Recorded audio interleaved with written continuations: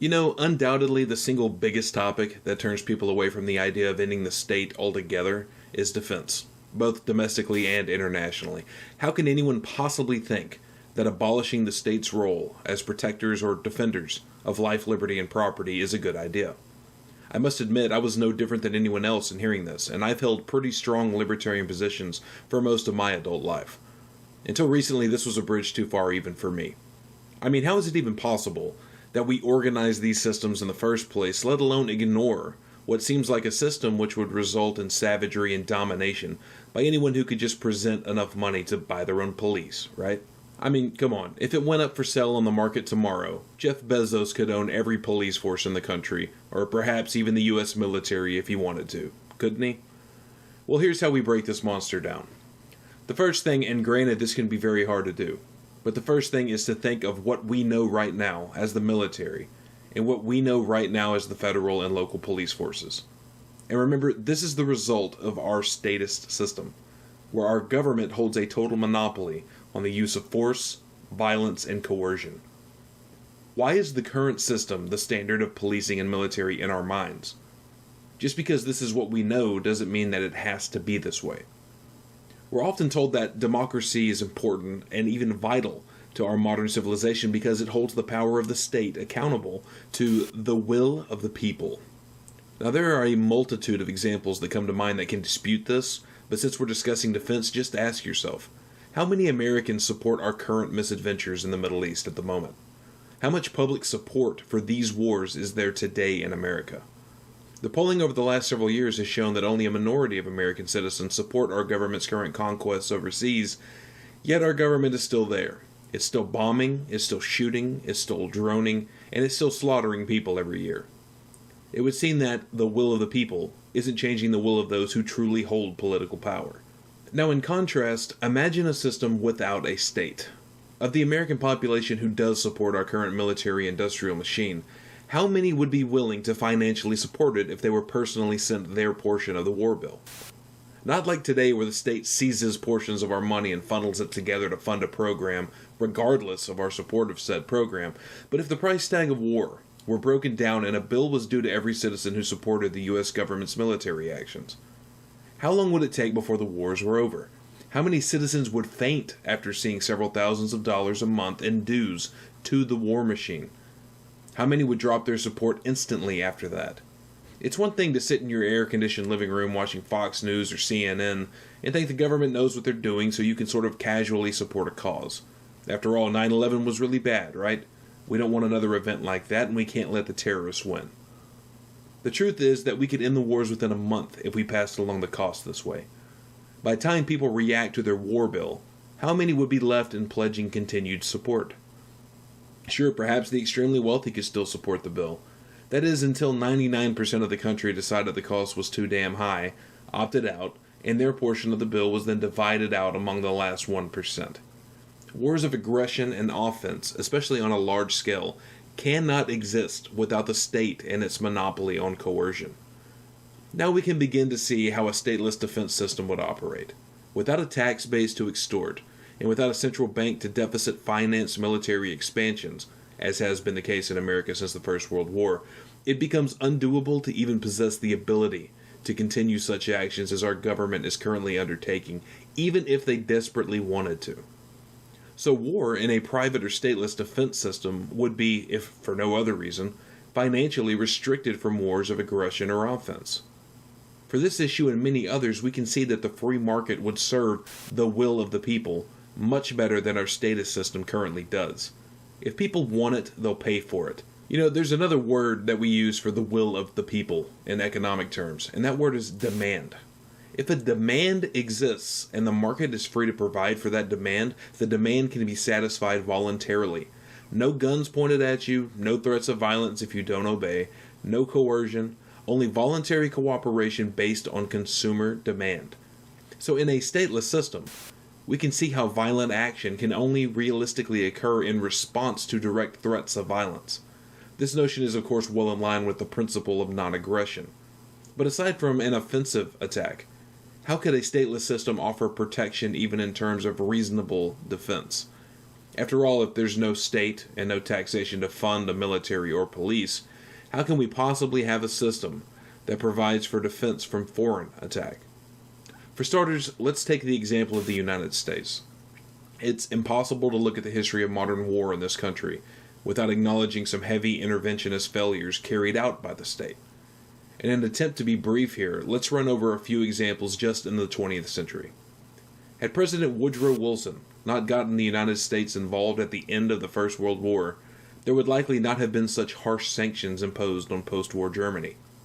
These sanctions crippled the German economy, and in part led to another global war just 2 decades later.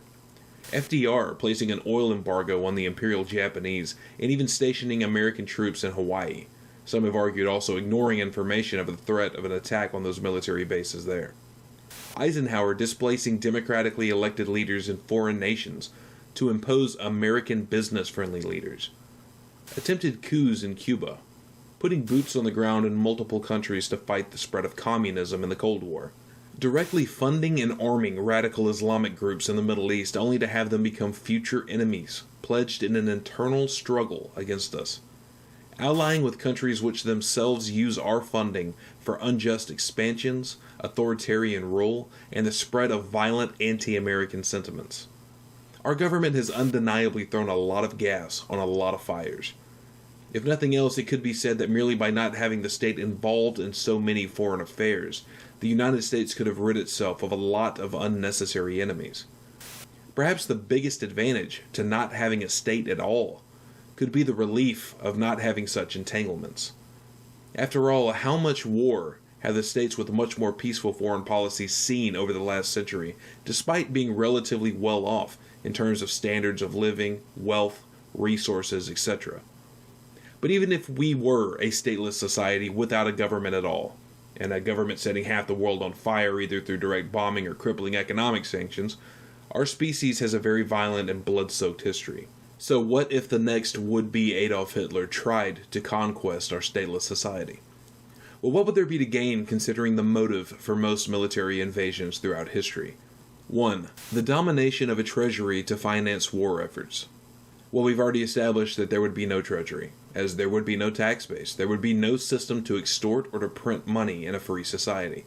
There would only be individuals cooperating through voluntary interactions. So no treasury, no tax base, and no central bank to fund war efforts for a domestic government or an invading one. 2. To gather arms for future conquests. It's been widely understood that a land invasion by foreign armies in the United States has been rare. Obviously, one reason being that we have thousands of miles of water on both sides of the nation, which certainly helps, but also because historically the American citizenry has been, comparable to other nations, relatively well armed. The pressure of resistance not only from a standing army, but from a well-armed citizenry is very real and has been considered by America's foreign enemies in the past. That being said, there would be no giant stashes of weaponry, aside those that are privately owned, and obviously well-defended stockpiles. 3. To enslave the population. It's been argued that slavery, similar to how the Nazis treated the Jews in the Second World War, in the long run becomes more of a hassle than it turns out to be worth. Slaves, after all, don't pay taxes, which gives revenue to the conquering state, and their free labor makes market competition uncompetitive and leads to unemployment for the native workers. Even if we overlook that reality, of course slavery is a horrible choice that no one in a society would want for themselves or the people they care about. There's obvious demand for people to come together for common defense, which I'll explain more in detail. 4. To seize the resources from the land. Resources are an obvious benefit and incentive for a conquering military force, but is there reason to think that militias wouldn't or couldn't voluntarily form, ready to do battle with threats to property as mentioned? Does it really take a statist organization to rally free people to the defense of their lives and liberty? 5. Just because they're psychotic and want a bloodbath. As evil as conquering warlords have been in human history, on a large scale, has there ever been a case that all-out war was waged just for the sake of mass death? Even if so, it wouldn't take the existence of a state to organize private defense organizations in these cases. After all, businesses and the extremely wealthy would have just as much to lose as anyone else if the stateless society is lost. In times of imminent threats of invasion, Could our private societies not rally under the banner of protecting our property rights from foreign threats, just as we would rally to ensure our property is safe from domestic enemies and misfits? Also, how would a foreign threat conquer a civilization with no rulers? It wouldn't be as simple as Germany taking Paris and negotiating French surrender. There would be no capital in a stateless society. There would be no president or generals to give a surrender order. No high command at all to tell the citizenry to lay down your arms and accept your new overlords. Only independent bands of free men and women resisting threats to their lives, liberty, and property. A war against such a society would drag on indefinitely in guerrilla-style combat.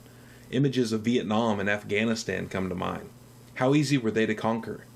Such wars haven't turned out well in the end for the greatest military power on the planet, after all. In the end, whether it's an organization, foreign or domestic, that wishes to conquer or even impose a new state on the population, the results are the same. Several would-be incentives aren't actually incentives at all in a stateless society, and the incentives that still exist for a conquering army would be met with the full force of free people, voluntarily organized as compatible with libertarian law, defending their right to live as free individuals. Aside from all these reasons, even if you're not yet convinced that this situation is highly probable and quite realistic, there's still one major issue we've been overlooking. Who poses a bigger threat to the citizenry of a nation than its own government who lords over the populace? Historically, oppression and violence imposed by governments disproportionately impact the citizens of that particular state far more than any invading or foreign one could ever hope to. One unifying feature of societies is that they, generally speaking, do not accept foreign invaders. It's relatively easy to rally support against aggression from the outside being imposed on the masses. Yet those same masses will tolerate an incredible and even disproportionate amount of oppression, theft, coercion, control, and even mass murder from their own state governments. In the United States of America today, far and away the biggest threat to our lives, liberty, and property is our federal and state governments. Well, what about the police? There's still no tax base, there's still no state. How do we ensure that property rights are protected from those who either don't believe in such rights or simply don't care when they get an opportunity to steal, kill, or cause mischief? Should we expect people in a free society to all just be level-headed, kind-hearted, and fair people? Of course not, though I do think it's reasonable to assume that in a stateless society, where cooperation is entirely voluntary, people would generally be happier and kinder overall. But no reasonable person could possibly expect any utopia in any human civilization. There would still be property right violations and people being taken advantage of by others on occasion. So how do we handle something like policing in a stateless system? Well, the first thing we have to establish is that in this status system we currently live in, the police are not only not under any legal obligation to come to your aid in times of distress, and they not only have a pretty poor record for catching murderers and thieves, and it wasn't until I researched the stats that I was blown away at that inefficiency, but the current system rests on the reality of utilizing law enforcement officers which are paid by money, stolen at the threat of violence from the citizenry. This concept alone means that the police in a status system not only cannot protect you from violence and theft of your property, but rather the entire institution itself exists as a result of the threat of violence and theft of your property. This isn't to say that everyone partaking in law enforcement is an awful person, but the system itself is, in a sense, self-defeating in terms of protecting private property. A system funded and operating on the violation of property rights cannot reasonably be expected to protect those property rights. We can certainly have better results while allowing for significantly more freedoms and a respect for these property rights. So how would this system work in a stateless system? Well, as I said earlier, the will of the people, or the demand of the people, is certainly to protect property rights, even though I would argue most people have a weak understanding of the concept of property rights. The reason the average person relates to this is not because they have some deep philosophical understanding of property rights and why they're so important to civilization, as much as they themselves own things and don't want to see those things destroyed, abused, or stolen. This is something that connects us generally as a people. Again, the will of the people in economic terms is demand. The market would absolutely provide organizations and businesses that would aid to seek and resolve conflicts. In the same way you have insurance on your home or your car, you could have a similar sort of premium with a private business which handles disputes.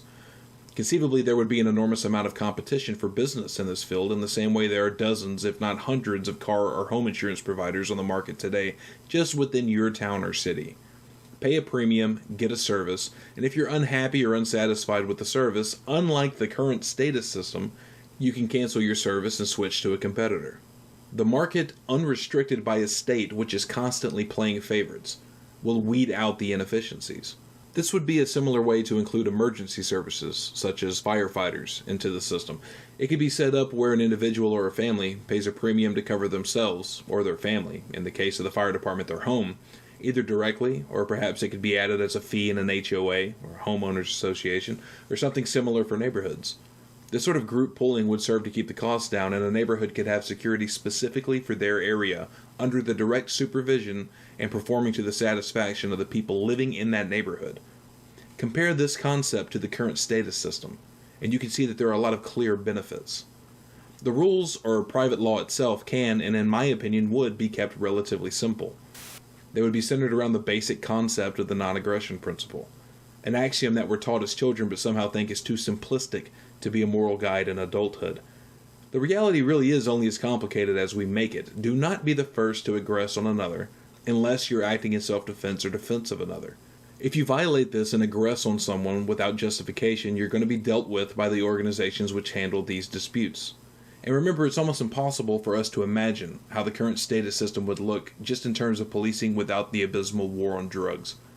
Less policing is necessary when petty non-crimes are not criminalized. So what gets policed? Direct threats or violations to private property. That's it.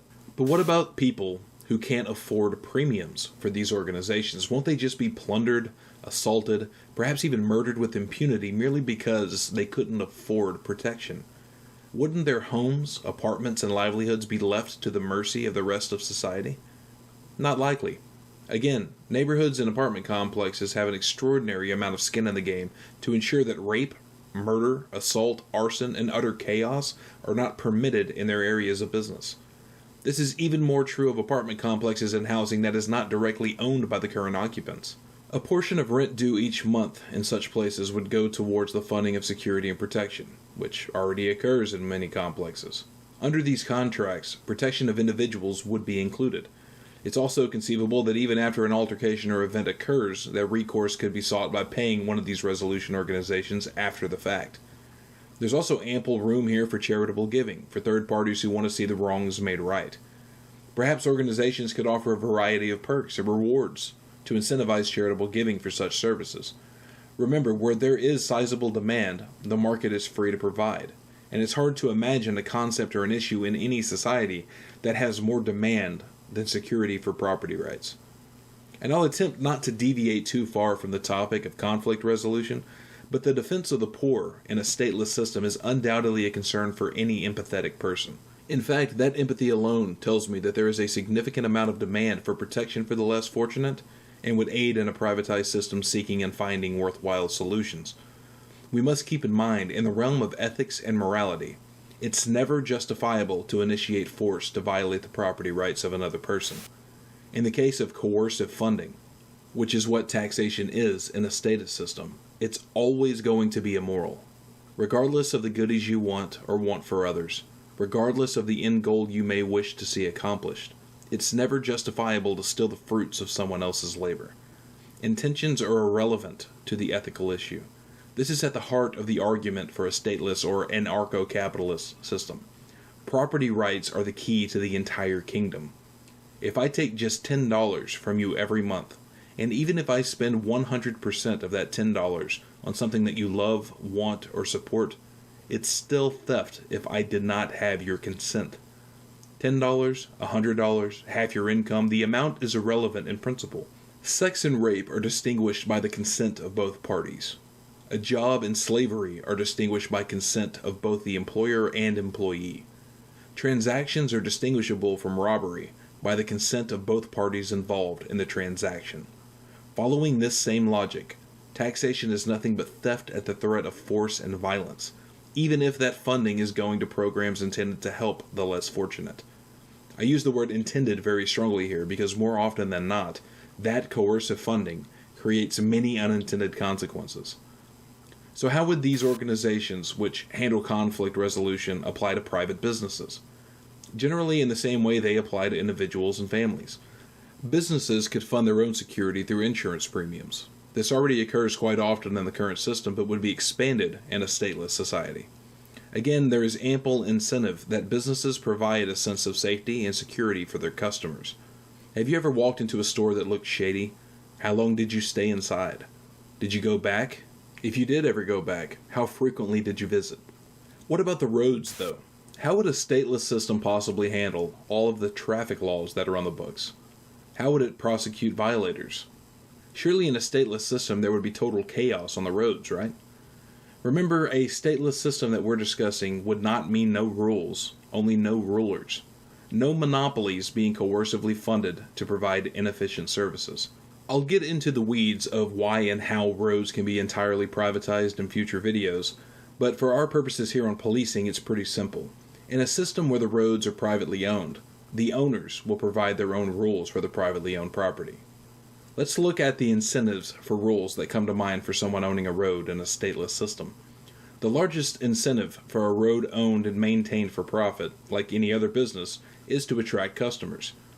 Like I mentioned above, there is demand for safety and security being ensured to customers in a private business. This would be no different on the roads. There would be rules and property owners would be responsible for ensuring that those rules were followed. Everything from way stations to speeding to ensuring lane markers are clearly visible, all of this comes down to the jurisdiction of the private owner. This would mean that the owners of such roads would likely have their own agencies or organizations in charge of maintaining and providing security for their roads. Again, like all businesses, the incentive is to satisfy the customer and provide a safe environment to do business. What about licensing? Without a state, would anyone be able to drive a car regardless of their ability? Well, aside from the current system where that is essentially already the case, no. Whether or not you would need to be licensed would depend on the rules set by the owner of that road. The obvious incentive, I would think, would be yes. You would need to demonstrate that you can safely operate an automobile before taking it out on a road. Other private institutions could handle the task of testing and licensing drivers, and universal acceptance of reasonable standards would most likely suffice in demonstrating competence on the road. Contrast this with the current status system, where state driver's licenses and registration serve as little more than government permission slips to extort more money from the citizenry just so you can drive your own property on worn-out and poorly maintained roads that you're already forced to pay for. But what about the incentives for a private organization that makes its money, for instance, from putting out the fires? Isn't there a financial incentive to start fires only to arrive later to get paid to put them out? First, to think the incentives work this way is to suspect that the news anchor on a slow news day might commit murder just for a boost in ratings. Is it really going to be worth the risk? And as with any unjust act of aggression, there will be recourse for the person who have had their property destroyed. And on top of that, just imagine the image this will cast on the firefighting organization. The incentive in the end is to not aggress on the non-aggressor. But what about organizations which are paid to resolve conflicts? Wouldn't an organization which makes its money by resolving conflicts have an incentive to provoke such conflicts only to arrive later and resolve them for money? I suspect someone engaged in this line of thinking is on par with someone staying awake at night, staring at their car as it sits in the driveway, and waiting for an evil insurance company representative to show up with a baseball bat to cause damage only to collect later. The incentive for the insurance company is to pay out as little as possible and collect what it can in premiums.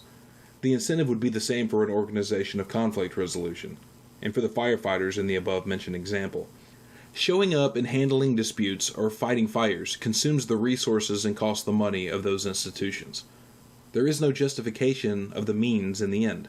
You would just be wasting money and resources, all to tarnish your business reputation and to pay out penalties to those parties that you've wronged. But surely there has to be arbitration, right? If Party A accuses Party B of a conflict, how does this get solved?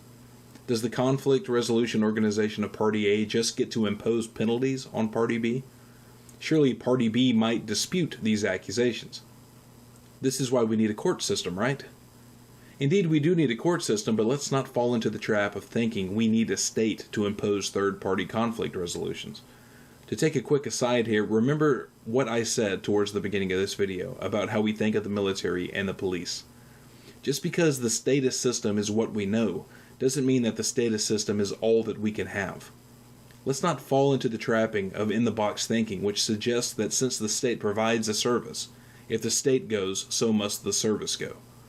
Private industry is entirely capable of handling third-party arbitration. Private courts can develop on the free market by servicing the demand for third-party arbitration. Again, unlike the current status system, these private organizations will be held to the will of the people much better than an inefficient system which receives its funding regardless of quality and performance and holds a total monopoly on arbitration under law. Conceivably, conflict resolution organizations defending both Party A and another defending Party B would have to agree on a mutual third-party court to review the situation. In agreeing on a third-party arbitration agency, both parties would agree to accept the decision and follow the results. In terms of appealing the decision, it could be contracted that multiple third-party conflict resolution courts be sought and perhaps a best-of-3 rule be established in determining a final resolution. All of these specific details would be outlined in contracts prior to initial arbitration.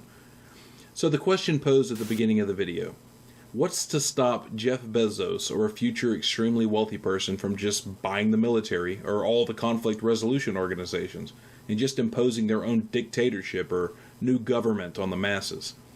Well, for starters, it has to be argued that if a state eventually forming is of any concern, then obviously the state we have now is of direct and immediate concern. This only strengthens the cause of removing the state we already have that steals and abuses its citizenry. Second, we've covered how a system void of a state is hard to conquer from threats not just foreign, but even domestic. We've discussed how there are no centers of power to grab, and controlling a citizenry that isn't organized in any status sense is virtually impossible. We've also discussed how the free people of a stateless society are not going to tolerate someone who unjustly seized power over them and has initiated force and rules over them against their own desires to be free. We've also tackled the issue of how outrageously expensive it is to fight aggressive war campaigns, and that without a treasury or a central bank, it's virtually unaffordable to fund. After all, who's going to willingly fund a dictatorship or a state that's going to impose their will on you or your family with no recourse? As for this extremely wealthy person merely buying the police, we've discussed how there isn't a police but rather competing firms of conflict resolution. Sure, some agencies could be bought or would become corrupt, as happens with business, but those businesses, in the end, either lose out through competition from businesses that actually serve the demands of customers, or those businesses lose out through direct arbitration of parties wronged by their corrupt practices. In the end, the incentives for businesses are absolutely to operate above the table and service the needs of the consumers of their products. It isn't in anyone's favor ultimately to miss out in the free market and attempt to impose their will on the masses. A free market is actually more efficient at providing checks and balances than the state. There are many fail-safes involved in private defense, as we've discussed a multitude of them thus far. So obviously there are other specific issues we could seek out here, but overall this covers quite a bit of ground. We've discussed how private defense is not only possible, but that it's highly realistic and solves a lot of the problems with the current status monopoly. The first step is always coming to terms with what is wrong in the current system. Stealing is wrong, even if the state does it. Coercion and the initiation of aggression is wrong, even if the state does it. Monopolies create inefficiency and raise costs, even if the state does it. No system ran by man is going to be perfect, but here we've established that it is entirely in the realm of possibility that we can develop a system which ensures freedom of property rights and voluntary cooperation to produce the most demanded services imaginable to civilizations, ensure efficiency and low costs of doing business, and doing so in a way that addresses the gross human rights violations produced by the monopoly of force of the state. People will undoubtedly call this push for a stateless society naive or even utopian. Just remember that what's truly naive and utopian is expecting the status system to work. The state is inherently authoritarian, and its adherents utilize the state's power to control the population, whether those controls are mild or heavy. Democracy is mob rule authoritarianism, where where the state, often masquerading as the will of the people, dictates what property rights you have, if any, what property you can own, if any, and forces you to pay for systems that control you, and makes it a violation of the law to opt out. Consent is not a concern of the state, only domination. Well, thanks for watching, everybody. There are a lot of topics to cover, so there will be a lot more content to come in this series. But if nothing else, these are interesting thought experiments, and I hope even the people who disagree will give these concepts some more thought. In the end, the abolitionists of slavery weren't arguing about the efficiency of harvesting cotton without slave labor. They recognized the moral implications of an abhorrent system and fought vigorously to see it abolished. Mankind is entirely capable of functioning and coexisting without a state. Regardless of how you think the state can be reorganized, altered, tweaked, or restricted, every state at its core is a vile institution that must operate on a set of rules and standards that no other institution in civilization can. It can legalize its thefts and abuses while maintaining monopoly powers no one would support from any other organization.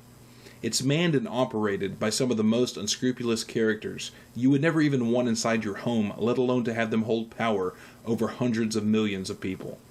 In the end, the state must go.